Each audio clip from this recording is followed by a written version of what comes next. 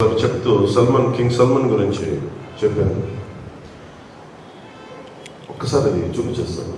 ఏ page నాకు ఆకట్టుకున్నాయి కదా, ఒకసారి దీంట్లో చూపించాను.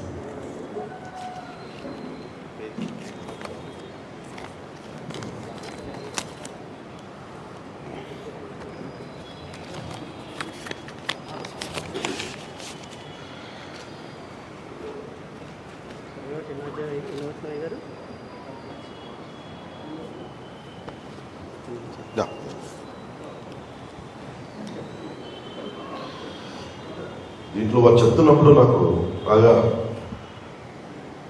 ఉండి లోపలికి తాకింది. నోటిని నాలుగుని భద్రం చేసుకున్నవాడు, అహంకారి అయిన గర్విష్ఠునికి అపహాసుకుడని పేరు.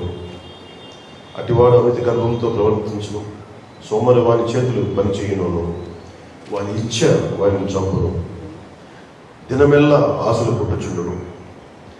ఇవన్నీ చెప్తా ఉంటే ఏమీ లేని నేను అందరం బాగుండాలి, సర్వేజనో సుఖనో భగవంతుడు, అలాంటి చోట అందరం బాగుండాలి అని ఒక కోరిక తప్ప ఒక మతం బాగుండాలి ఇంకో మతం బాగుండకూడదని నేను ఇప్పుడు అనుకున్నాను. సర్వ మతాలు బాగుండాలి, సర్వధర్మాలు బాగుండాలి. సర్వధర్మాలకి నేను ఒక పార్టీ నడిపే ఒక వ్యక్తిగా నాకు మరింత బాధ్యత ఉండదు. ఆ బాధ్యత నేను గుర్తిస్తాను, గౌరవిస్తాను. నేను మాట్లాడేటప్పుడు ధర్మం మాట్లాడతాను. ఎందుకంటే నేను లాస్ ఏంజలీస్ వెళ్ళినప్పుడు అక్కడ ముఖ్యంగా క్రీస్తు కాన్షియస్నెస్, యోగానంద గారు కూడా క్రీస్తు కాన్షియస్నెస్ చెప్తారు. కృష్ణ కాన్షియస్నెస్, క్రీస్తు కాన్షియస్నెస్, ఇవన్నీ ఎందుకంటే ఒకే నిజమైన భక్తులు ఎవరైతే ఉన్నారో అందరూ దేవతల్ని దర్శించగలరు. నిజమైన ఏ దేవతని ఎక్కడ చూసినా, ఏ ధర్మంలో చూసినా, మా ఇంట్లోనే మా చిన్నప్పటి నుంచి మా నాన్నగారు పడడం యోగ మార్గాన్ని ఉండి కూడా మా ఇంట్లో ఎప్పుడు బైబిల్ ఉంది.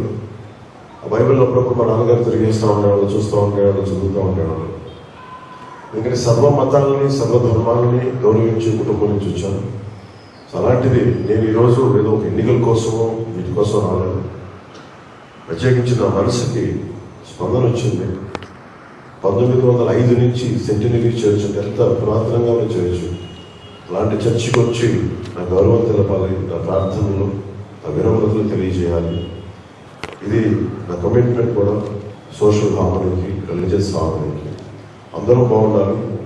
ముఖ్యంగా నేను పిఠాపురం నుంచి నేను ఈ రోజున దీన్ని రాజకీయ వేదిక అయితే నేను వాడుకోవట్లేదు.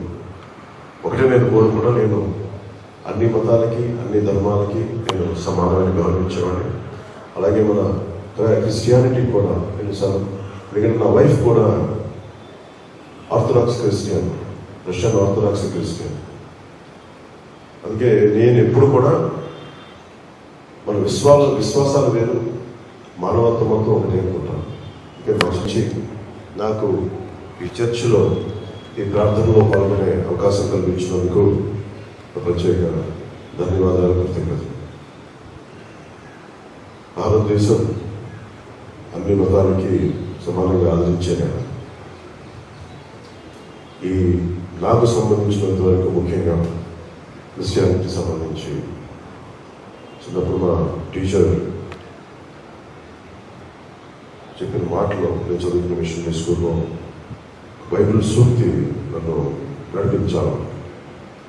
తనని తాను తగ్గించుకున్నవాడు హెచ్చింపబడ్డాడు. ఆ ఒక్క సూక్తి మా ఇమాన్యుయల్ టీచర్ చెప్పింది చిన్నప్పుడు ఎప్పుడో 5వ క్లాస్లో గుర్తుండిపోయింది. అది చాలా ఒక దిక్సూచన అయిపోయింది.